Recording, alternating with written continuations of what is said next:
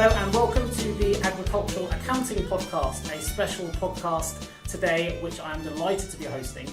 It's going to be with the Old Mill Accountants, Tax and Financial Planners, who are an award-winning business success story. They have over 250 highly trained and qualified staff, and today I'm delighted to be joined by two of them.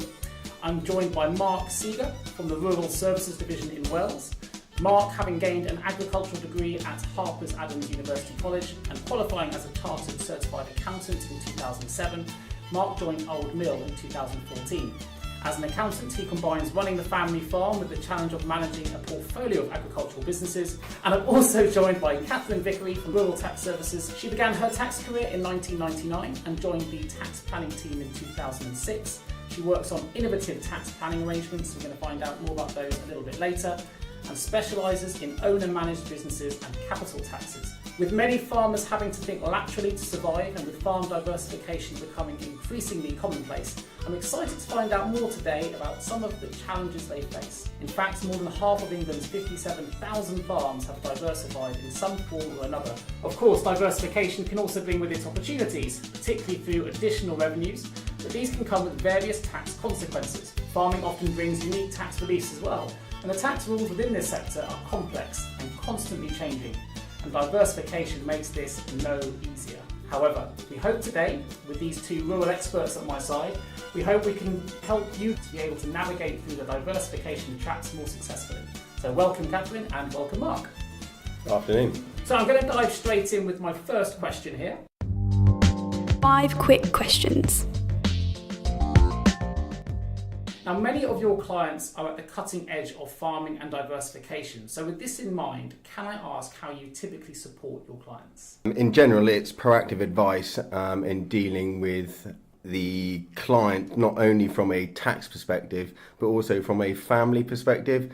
Ultimately, farming families are sort of quirky by nature, and coming from rural backgrounds, we are able to understand those quirks, not only from the family perspective, but also with the tax implications thereafter. So being quirky, what sort of challenges does this throw up from an accounts and tax perspective? I guess one of the biggest challenges we face when we're looking at family farming enterprises is farmers will take a longer term view of what they think the future of the farm should look like, whereas any other business might have a 5-year plan or a 10-year plan. A farming business may well have a generational plan. This is what we want for the children and then the next generation after that as well. So we might be looking at a 50-year plan, very long, much longer term. Any of the projects that they're looking at putting in place might not come into profit for another sort of 20 years, but they'll know that after that point, the business will run really, really well. So the planning is a lot longer term. Quite often we're finding it's very kind of capital intensive, so they're having to borrow heavily from banks. It means we get to work with a lot of bank managers on sides of things, looking at financing some really interesting, exciting projects. 50 years is a really long time. Are there any important change areas coming up that either you or your clients or perhaps other rural accounting or tax professionals should be aware of? I think the biggest item that's being talked about at the moment is Brexit. Okay. I think Brexit is going to make a lot of change at some point, but the reality is we don't know what that change is. The advice that we're hearing is actually ignore Brexit, let's focus on the businesses and get your business running as best as you can. Brexit will happen, there's no changing the fact that it's going to happen. Crack on and focus on your business and get it done. You can ultimately only plan for what you know today. Sure. And in that very instance, you've got to look at your core business and make sure that is running correctly to start with. Once that is then running smoothly, you can then look at the opportunities that I think will be thrown up with Brexit, and there ultimately will be opportunities. There'll be farmers that see Brexit as a means of getting out of the industry because there's no succession, which will open up doors of opportunities for those that wish to get bigger and improve with economies of scale, because that is ultimately one way in order to see the future of farming is through economies of scale.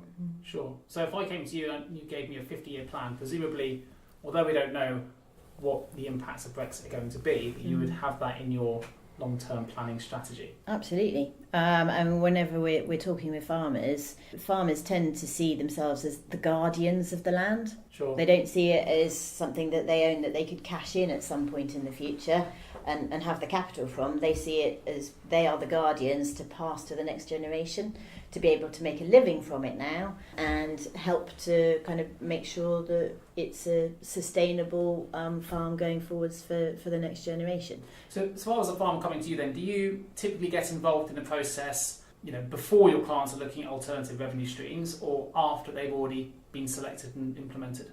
We would rather be involved at the beginning of the process because particularly with a lot of projects, you've got to get them set up right at the start. There's different ways that you could set up a diversification project. You might want to run it through the farming enterprise business, the core business, or there may be reasons why you might want to run it separately through a separate company or something like that. There'd be very genuine reasons why a business structure might be right for one person but not right for another family. So from that point of view, if we can get in right at the very beginning of a planning process, then we can make sure the structure is correct up front, because it's far easier to get stuff right now than have to change it after it's already been set up. So the planning stage is really important. Absolutely crucial. Very much so. In at Old Mill, we like to think that we're sort of proactive in that advice from the very outset to make sure that, my favourite phrase being, all our ducks in a row in order to sort of implement the plan that we put in place.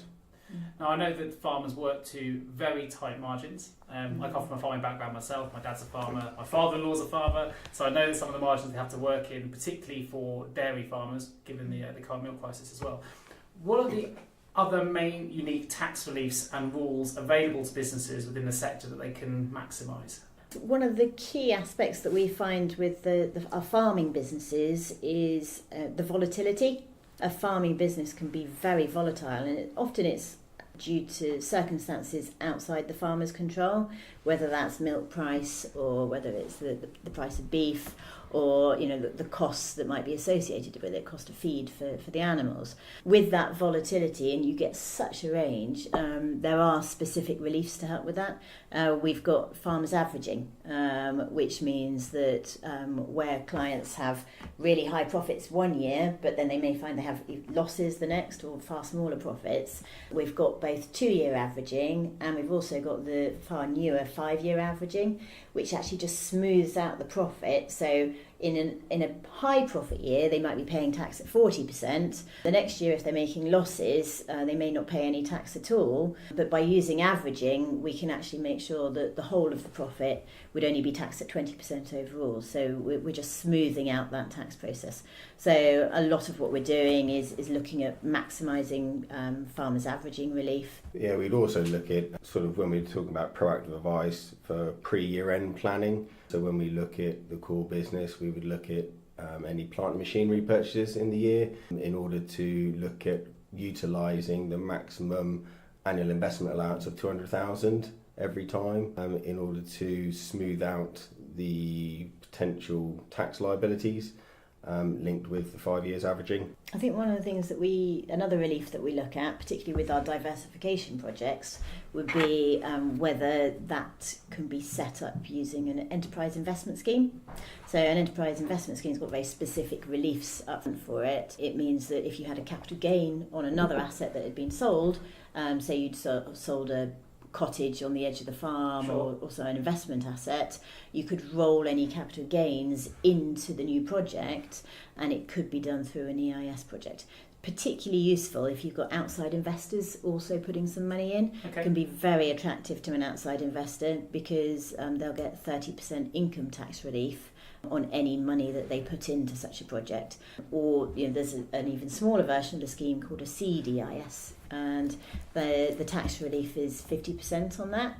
So if you're looking to start a new diversification project and it does fit within the rules for EIS or CDIS, then it can be very valuable to be able to attract the investors by using these tax reliefs. That's something I didn't know. It makes it well worthwhile pitching out for some Definitely. customer investment and some Yeah. support. And Great. we've done some of those, particularly farm shops. We've done farm shops that qualify, and I've done a butcher's as well. So it's those sorts of things where you can really get some good tax relief. Great. Now I know, speaking off air, if you like, that there are some clients and some of the work here that you find really, really exciting. Can you enlighten the listeners a little bit about some of the really cool stuff you get involved in? I mean, a lot of the work that I've been doing, which has been quite exciting from my point of view and very sort of on the cutting edge side, is the work with renewables. I was very excited with one of my clients to set up one of the very early wind parks. Okay. And I got heavily involved in it, so much so that I was having meetings with the solar installers, and I was learning all about inverters and exactly how all that works, and making sure we had grid connections, and that was really, really interesting stuff. And just seeing the financial side of it, how that money that they're going to get from that solar park and generating that electricity is they're going to support the entire farming enterprise now. And so that's been exciting. We've had that. We've also had clients put up wind turbines. We've looked at anaerobic digesters. We've got clients that have done that side of it.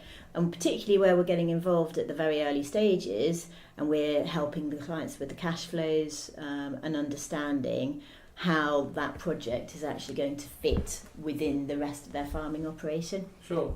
It's been exciting times. I know that, so I'm a farmer at the moment, it must be quite easy to suddenly come up with schemes for diversification. I'm sure there's many options that farmers can take, but at the same time there must be a number of potential tax pitfalls that farming diversification could bring with it as well. So it's very easy to come up with an idea, much harder to implement it and make it tax effective. And I know that it can also impact on both VAT and inheritance tax reliefs, if I'm correct. So I don't know if I am right on that, but are there any other pitfalls perhaps a farmer, if I'm listening to this now, should be aware of?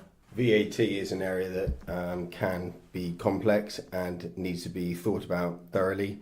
One from whether you wish to be charging VAT onto your customer for a holiday let scenario, for instance, whether you actually wish to either increase your prices by 20% or take 20% less profit. So you do need to think about the structure in that respect. How about inheritance tax? Inheritance tax can be pretty critical. Some diversification projects that we've seen, so I've got clients that have converted farm buildings into commercial lets. Very lucrative from an income point of view, but it does mean that you're letting those properties out, you're losing your agriculture and business property relief on them. So while you may get better income during the lifetime of the project, those assets will no longer qualify for the very valuable inheritance tax reliefs, and so that can be a particular downside for some clients.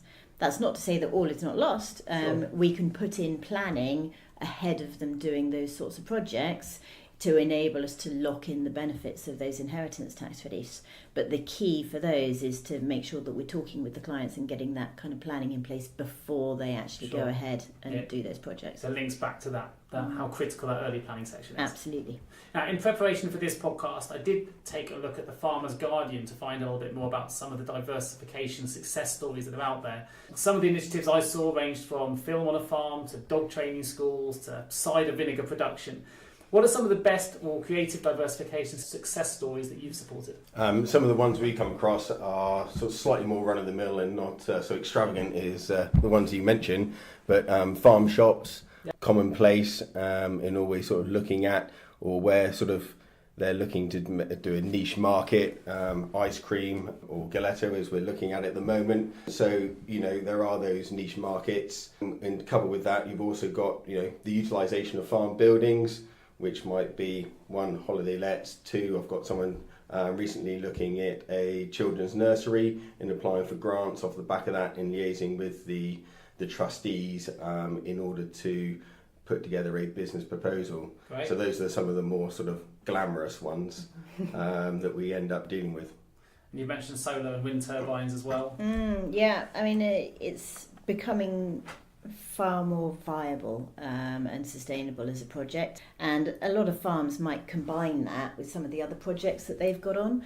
I've got one client that's got a rather nice wedding venue, and they want their wedding venue, which is a beautiful estate, to be seen as kind of a sustainable, environmentally friendly sort of event. So across all business areas, not just tax and accounting, but we're seeing a huge rise in RPA, or robotic process automation. I did see an article where robots are also affecting the milking industry. Can you give me a little bit more insight into robots for milking? Yeah, robots for milking are coming about, one, because we're linking back to Brexit and the shortage of labour, and good labour at that. So therefore, technology is one means of reducing the labour requirement on farm, and therefore we're seeing more and more farmers putting in robots, which ultimately is efficient. They get more milk out the cow, making better use of their farming assets. We took our whole rural team, which I think would have been about 60 of us, to one of our clients' farms where they have robots installed. We wanted to make sure that all of our staff knew how they operated, had actually seen one in operation, so that when our clients phone up and want to find out more information about it, we've actually seen one that we can talk about. And not only that, we've been able to recommend some of our clients go and have a look at it as well. And so we actually link clients up together, so from different parts of the country sometimes, so that they can see these things in operation. It really helps us sort of put us forward as the experts in this area if we can put our clients in the position to go and have a look at one in operation. Sure, a bit of a hidden benefit that's free. Absolutely, yeah, and it's vital that all of our staff know about the technologies that are out there that might be able to help the clients. Great.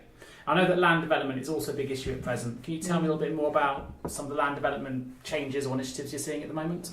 We're seeing an awful lot of land development at present. There'd been a number of projects that I guess had gone very quiet and stalled over recent years, but I would say in the last 2 or 3 years, that market is becoming far more active. Now, this is where the government are pushing the fact that we need more houses, and councils are acknowledging this and opening up their thoughts and producing their development plans, and looking for more land bank in order to do that. I guess the interesting areas are that where it always used to come down to looking at option agreements, and a developer would take out an option agreement with a farmer or landowner. We're seeing a bit of a move away from that. We're now seeing that a lot of farmers are getting offered promotion agreements instead. And a promotion agreement is a little bit more like an estate agent. So the promoter would come in and say to the farmer, I will help get your land ready for sale, I will help get planning permission on your land, I will do all of that process, I've got that expertise, but what I want out of it is a percentage of the final sales price. Sure. And so as opposed to an option agreement where the developer will say, well, we'll do all the work, but we want to be able to buy that land at, call it 85% of the market value, then they have a big argument at the end of the day about what market value is. A promotion agreement, you and your promoter are both very much arguing on the same side and are trying to achieve the highest price possible. So we're seeing that alignment between the landowner and the person getting the planning permission. They're trying to maximise value for both of them.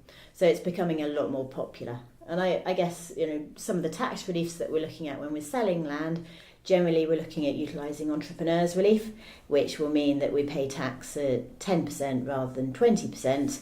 And to do that, often we have to structure transactions in a particular way. We may have to link that with passing the farm down for the next generation, or moving it to a new business structure or something along those lines.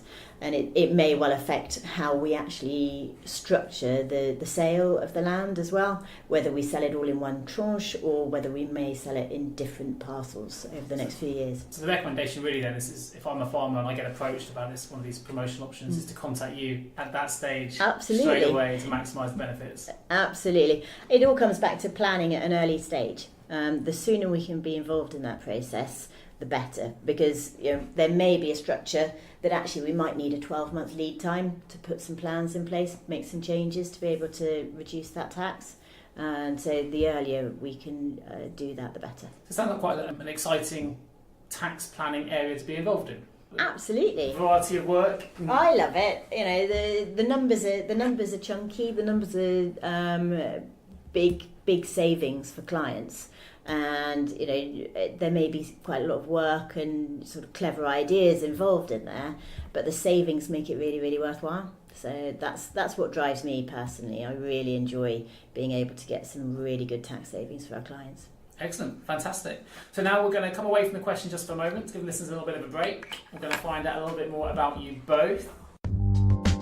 Time to find out more about you. So just to kick us off with question 1, how would your work colleagues describe you? And I'll start with you, Mark. Generally bubbly, happy-go-lucky, work very hard. I think that probably sums me up. I should have asked you to describe each other. That probably would have been easier. I think that's pretty fair, Mark. You're pretty happy generally. In most part. Keep the team happy. Yeah.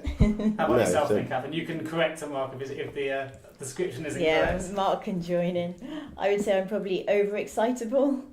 Get ridiculously overexcited with some of my tax planning ideas. I have been nicknamed the tax nerd, but I don't think that's a bad title to have. What about something you can tell the listeners that perhaps other people won't know about you? That's you, Mark. I'm generally quite shy, actually, which probably comes across in this podcast. So yeah, other than that, I'd probably put on a bit of a face and probably a bit bubbly to sort of compensate for that. Okay. How about yourself, Catherine? People would never really have me down as a very enthusiastic camper, but I love camping. There's nowhere happier that I'd rather be that in my tent. And I've got quite a selection of tents. I've just downsized. I used to have 5 tents. Wow. This year I'm down to 3. But my summers, as soon as the weather's good, I will spend it in my tent out camping. So tell us something about Old Mill that perhaps listeners won't know.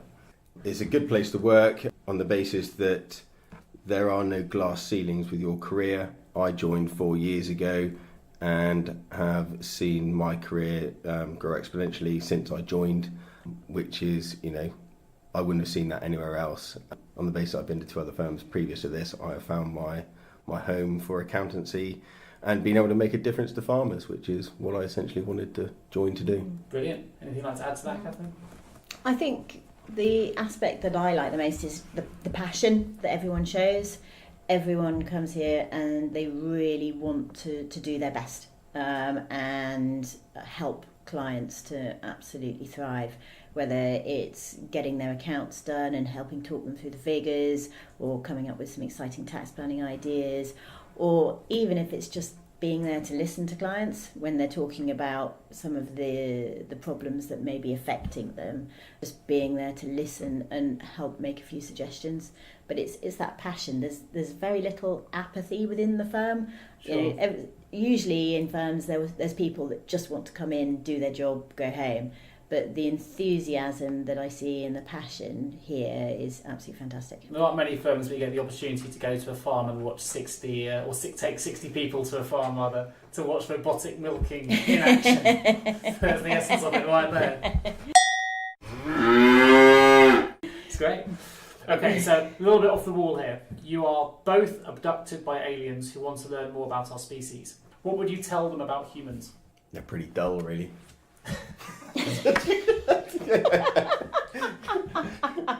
We're not that much fun. We can be, I suppose. I think we're an odd bunch. Yeah, exactly that, you see. I don't think we're dull. I don't think we're dull at all. But I don't think... Perhaps that's an accountant talking there. Yeah. Perhaps I should be the farmer in me.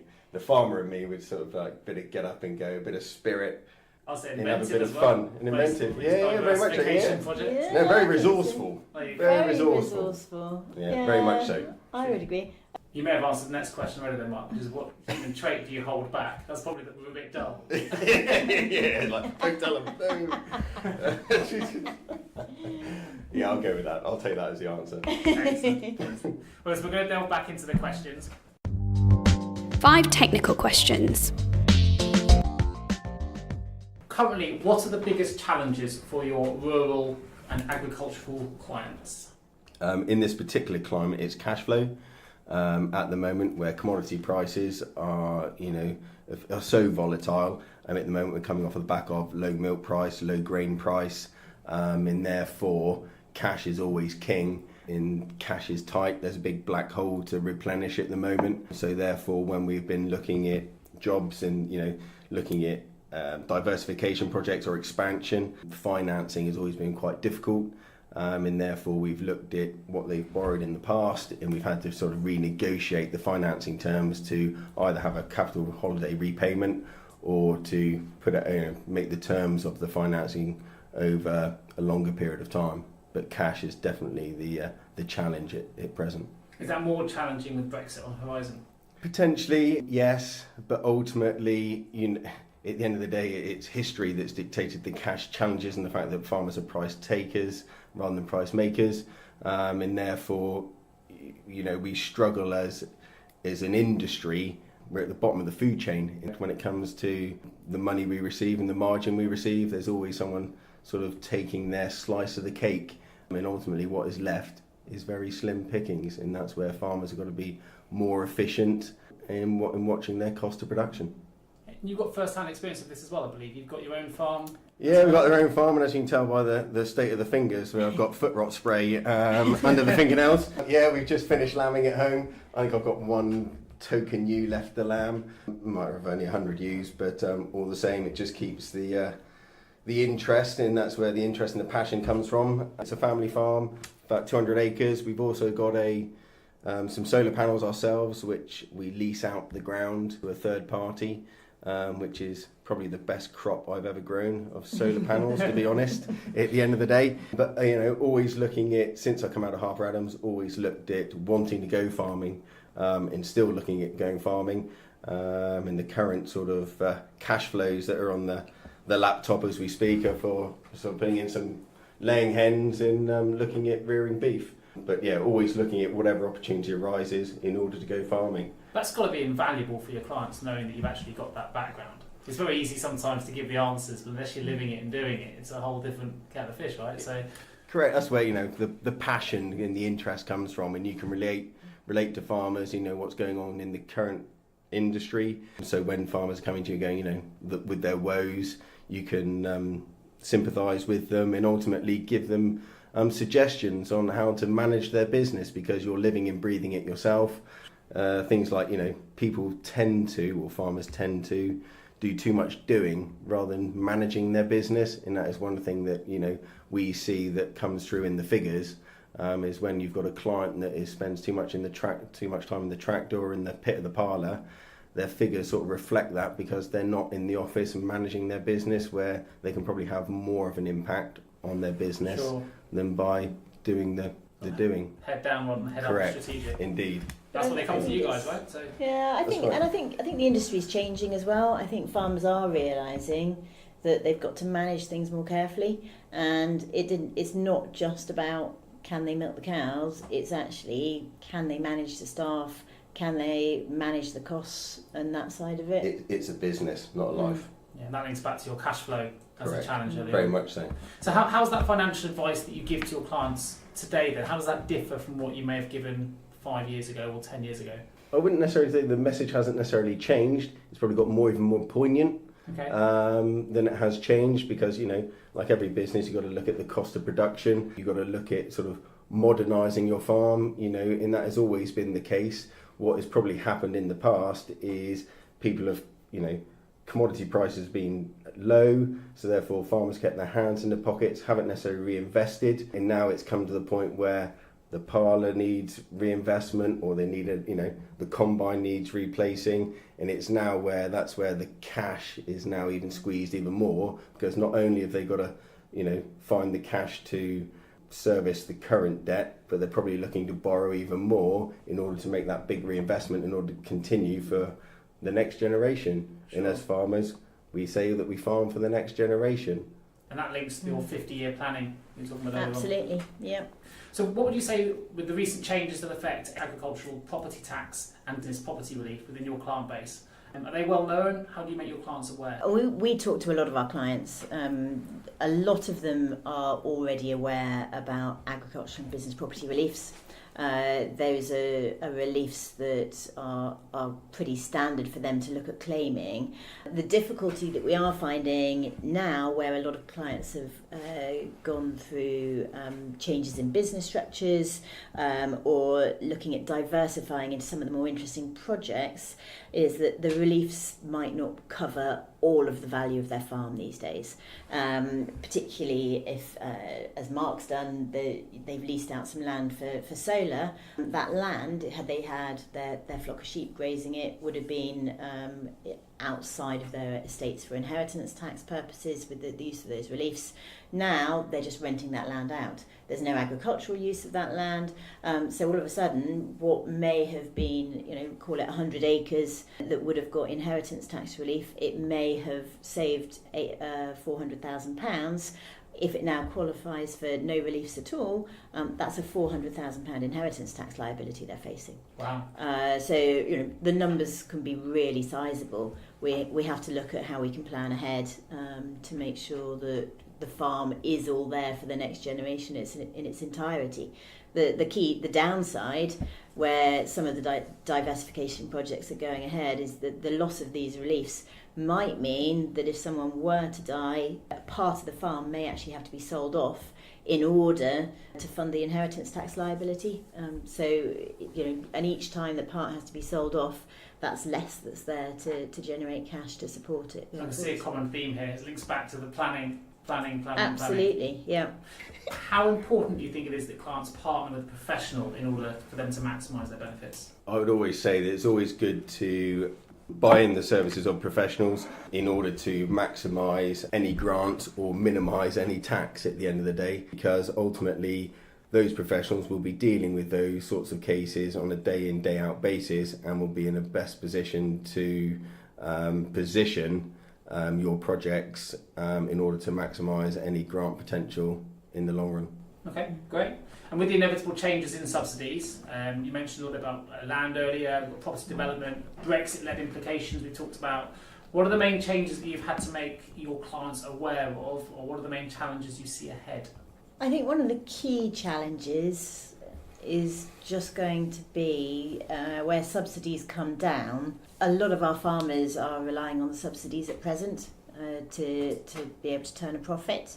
I think it's going to be important for the farms to effectively wash their own faces going forwards and be able to get themselves in a position where they can live without those subsidies that may change through Brexit. I do think that we are seeing a lot of diversification. I think that's a good thing. I think diversification means that you've got more than one string to your bow. So if you've got a dairy, milk price may be down, but then if you've also got holiday lets, which traditionally goes hand in hand often with farming, you've got that other avenue. And the more different bits you can diversify into, the less reliant you are on one particular income stream. As a parent, I'm completely biased as well, because it makes those areas more accessible. We get to go and see the workings of farms, and you can take your kids and enjoy the farm shop and eat more local produce and everything else. I think it's great. Absolutely. I mean, I think they're great places for kids. When I was little, every summer we used to go and spend 2 weeks on a farm. Interestingly enough, we've actually just taken that farm on as a client. Wow. Only within the last month. So I can't wait to go. Exciting. It's very exciting. I can't wait to go down and see the boys that I used to run around their farm naked with. This kind of links a little bit to the last section of the podcast, which is finding a little bit more about why you both love accounting and tax, and perhaps some takeaways for those listening out there at the moment, maybe things they can implement straight away. Entering the vault. What's the one piece of advice you would give to someone embarking on a career in rural tax or accounting right now? I would say that it's the passion for rural enterprises is the key to being a successful rural stroke tax accountant. It's having that passion and interest that will make the difference to the client, and ultimately if you've got that interest and there's a passion, that comes across in your work. How about yourself, Catherine? Would you like to add? I would agree. I think having that passion and enthusiasm. I don't think you necessarily have to have grown up on a farm all your life, but you have to have an interest in it. Sure. Whether that might be an enthusiasm for fantastic food that may well be grown sort of locally, making sure you're buying sort of beef from just down the road. I just think that enthusiasm and passion for British products, I think is going to stand everyone in good stead. Do you think enough people that are doing their qualifications, whether it be financial or tax related, are coming out post-qualification and considering a career in rural accounting or tax? Bear in mind they may have that passion but may not consider it. I think historically farming has been seen as a bit of a backwater at times, and particularly here at Old Mill it is, I would say, the most vibrant and interesting area to work in. A lot of our farmers are right there at the cutting edge. We're dealing with some multi-million pound businesses. This isn't your 50 cow farmer who's kind of sitting there pottering around on his tractor. We are dealing with some really sizable enterprises. They're diversifying, they're starting up new projects, they're going out and borrowing millions of pounds from banks to do some really, really exciting stuff. And, from my point of view, it's the excitement of working with some real entrepreneurs. That's, I think, one of the biggest differences I find. Massively. It's being that trusted advisor around that kitchen table at the end of the day, and getting involved within that business, isn't it, in making a difference. That is what, I think that's what drives us all within the farming nice business. Table as well. The farming communities. Generally is for the Arga, isn't it? Absolutely right. Very much. You get to share the really nice sort of leg of lamb that they've grown on their own farm. It's quite good, isn't it? Yeah, very much so. All the perks. But I think it's a point well made. I think perhaps people coming into the profession that underestimate just how big some of the clients are that you manage, some of the sums of money and the savings that can be made if with intelligent accounting or tax services. It's perhaps not the first industry that comes to mind when you're qualifying necessarily, but if you have a passion for rural accounting or rural tax, it's perhaps something they should be considering. But you can also get, as we said before, so the 50-year plan, you get involved with the generations. Sure. So, ultimately I may work for a partner that deals with mum and dad, and there I come along, the next generation of accountant, helping the next generation of farmer. And in having that sort of depth that we have within Old Mill makes it sort of servicing a family that much more rewarding. Great. And that is, it's a fantastic place to be, which is great. And both of your passion comes across for that as well. So with the benefit of hindsight, what would be the one career decision you would change? I'll start with you, Mark. Not joining Old Mill sooner. And that is no word of a lie. And that sounds really corny, I know. But ultimately, where I've been in the past, I've been 2 other previous accountants, and I've hit brick walls. I haven't hit a brick wall as yet with an Old Mill in my career. Fantastic. And that's no word of a lie. Fair enough. How about yourself? If I'm honest, I would have actually really have liked to have spent a year or 2 when I was a lot younger abroad. Camping. Camping. I was actually thinking working abroad, just because I think that would have been really interesting. But I have to say, Old Mill just feels like home. It's such an exciting place to work. I've been with a couple of other firms before this place, and they just didn't have the passion and enthusiasm, which is what we find here. Great. Don't get me wrong, I still want to farm. True. The travelling thing I can resonate with. I never went travelling either. I saved to do it. One day. I haven't exercised it yet. One day. If you had the power of foresight and could change the entire rural tax industry or accounting industry with one action or improvement, what would that action or improvement be? I'll start with you, Catherine. Oh, that's a really tricky one. I think tax legislation surrounding some of the farming reliefs is very, very vague. And a lot of it has been built up through case law. We are finding that the revenue are taking a very tough stance at the moment and seem in some cases to be making the rules up as they go along. And we're finding we're having to push back a lot. I think clarity over some of those reliefs, I think would be a key thing. I actually come across, I have another podcast called the Payroll Podcast where I speak to payroll leaders and they have a similar issue with the revenue. It seems to be a common theme at the moment. Absolutely. Simplification, I think. Simplification. We're perhaps doing ourselves out of a job, I don't know. Well, I know, that's the thing. I always worry, they keep talking about simplification, that one day I might end up out of a job. Except for when I first started, I think there was 2 tax books full of legislation, and I think we're now up to 6 tax books of legislation. Wow. So although they mutter about simplification, it's only helped me do more and more work ever since. By simplifying it, they seem to make it more complicated, I think. I'm still in a job. We're okay. With the foresight, what change would you make? Oh. It would be simplification. And in order to understand the rules and to make it so that businesses can plan for the ever-changing legislation that we have. It's difficult to sometimes foresee what might be around the corner. But, as we said earlier in the podcast, plan for what you know today. But it'd be nice, because we're dealing with such longevity of businesses, to be able to have that crystal ball. But then that's part of what we do, isn't it? If you see what I mean, to try and position, a family business in the best possible means in order to cope with whatever what might be around the corner. Up. Exactly that. I might know the answer for this one, Mark. Bear in mind you have your own farm already. But if you didn't work in tax and accounting, what would you be doing? Farming! Or abroad, actually. I must admit. I do miss the travelling. It would be nice. But no, at the end of the day, love the farm. Great. How about yourself, Catherine? I once saw what I thought was my perfect job being advertised. Completely different to anything that I'm doing at the moment. I saw a job being advertised as a panda nurse. There was a panda nurse. Panda nurse, wow. Yeah. There was a zoo out in China, and their breeding program had been so successful breeding pandas that they needed nurses to go out.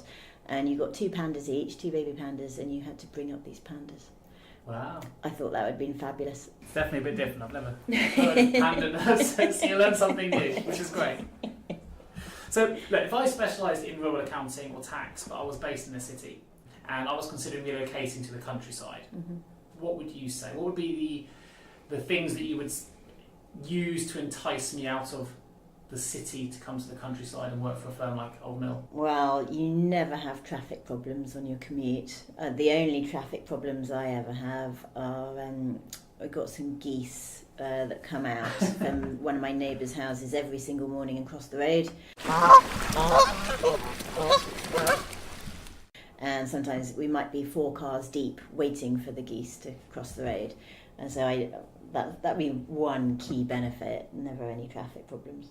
The open space and fresh air, and the ability to get on the countryside of a lunch break even. Great. Let alone the weekend or the evening, and make the most of it. Enjoying the rural environment. You can't beat that. You can't beat it. And particularly where I live as well, I'm a bit further south, and I can actually get down to the beach in the evenings after work and go and have fish and chips for supper on the beach. Enjoy watching the sunset. I mean, I'm asking a question that I've already converted. I work in St Albans, but I live in Devon. Oh, so wow! I relocated to the countryside for that very benefit. I've got quite a commute. Quite a commute. I do week on, week off. So, but if anyone is unsure about making that move, I've done it, and I wouldn't change it for the world. And as you say, being able to go to the beach at lunchtimes or after work, it's quite amazing. If I was a CTA qualified corporate tax specialist and I wanted to transfer to handling rural or agricultural tax affairs, how challenging would this transition be if I didn't have that experience already, and how would you sell rural tax to them? I think a lot of our work that we're doing at the moment, we're putting a lot of our clients into more corporate structures at the moment. I would love someone on the team who had more corporate tax experience. It's an area where we're getting more and more in depth, and some of the corporate structures we're going into, it's not just a single corporate entity, we're looking at group structures. We really need someone with those skills. The rural side, it was good if they've got that enthusiasm and interest in it, but they don't necessarily need any particular skills, just a willingness to get stuck in, I would say. The rural side is something that we can help people with. We take all our staff out on farm tours, so that bit can come, but I think it's, as long as they've got that enthusiasm to really get stuck into it, then we'd be really keen to meet anyone who would love to come and meet with us. So the transition is quite possible? Oh, absolutely. Very much so. Yeah. I think, like you say, it's just having that passion, that willingness to learn and ensconce yourself in all things rural, and if you've got those attributes, then I think the transition could be made quite easily. Absolutely. Those sorts of skills are becoming more and more relevant to our farming businesses, because farming businesses, it would seem, are growing and becoming more complex, and someone in that area would probably already have all of the technical skills that we would be looking for. It just help to build with the enthusiasm on the rural side. Applying that rural twang, isn't it? Yeah. At the end of the day. Great, fantastic. So you've both been with Old Mill for a number of years. Can you tell me what it is you love about the firm? Is there anything that makes this work environment unique, perhaps to a rural accounting competitor, or I don't know, a similar kind of environment? What makes it unique here? Unique here. It's always exciting. We're part of a growing and dynamic team at the end of the day, which means that there's always opportunities. We're dealing with great clients who are proactive, which always throws up those interesting projects to get involved with. So to me, Old Mill in the southwest are at the forefront of rural accountancy and tax. I saw on your website that you were commending a lot of your clients winning various awards at the agricultural, I don't know the name of the awards was, apologies, but there was a big awards ceremony recently. Southwest Farmers Awards, and we do. Our clients do get voted and 4 awards. Had a client myself for his beef rearing. We do have those proactive farmers in the industry, not necessarily just on a financial basis, but within the media as well. So I think we've got a very good client base that wish to get involved and make the future brighter. Yeah, we've got a lot of clients that take an awful lot of pride in what they do, and then we in turn take a lot of pride in their success and how we've been able to help them achieve it. Excellent. So last question to finish. What is it you love about rural tax and accounting? Let's start with you, Catherine. I love the fact that I can make a huge difference to my clients. Ultimately, there's an awful lot of clients out there that have businesses, but there's not that many businesses that go from generation to generation like they do in farming. And to be able to help those clients to achieve that passing down of that farm and then see the next generation being able to take on that farm, maybe do something slightly different with it, help it grow, is just very exciting. Great. How about yourself, Mark? For me, being on the family farm, in having that family farm, in being to university, it's very much about putting something back into the industry. I get so much enjoyment out of it myself, being on the farm at home, being able to help others maintain that enjoyment on their family farms and for the next generation is a passion of where I want to be, is to help others. Brilliant, fantastic. And I think from someone outside of the sector as I am, listening in and learning as we go, I think the idea of being involved in a sector where you've got such diversification, there can't be that many other sectors that give you that opportunity. And not only that, you then go get the opportunity to experience it. If you launch the farm shop or whatever it is you might be able to do, you can then take your team and experience the results of that as well, which I think is great. Mark? I must admit, sorry, I'm just leaving this podcast with quite a buzz actually for what we do. Good. With all honesty, I'm there going, yes, I want to get back to my desk and crack on. Have you remembered why you love it? Yeah, I think I have. Just been revitalised. We're not so dull off. No, exactly that. Well, listen, I want to take this opportunity to say a huge thank you, Mark and Catherine, for joining me today for this accounting and tax special podcast edition. Please do take a look at the Old Mill website. There's loads of resources. There's an update. There's more information about the Making Tax Digital as well that you can download and have a look at. There's also a number of events that Old Mill host in relation to breakfasts and seminars and lunches and things you can join to find out more. So please do take a look at that. Any further questions, do either get in touch with Old Mill direct to their website, or you can contact myself directly at nick@jgarecruitment.com. I've enjoyed this podcast. Thanks ever so much for being with us, and I'll see you all again very soon. Thank you. Thank you very much, Nick.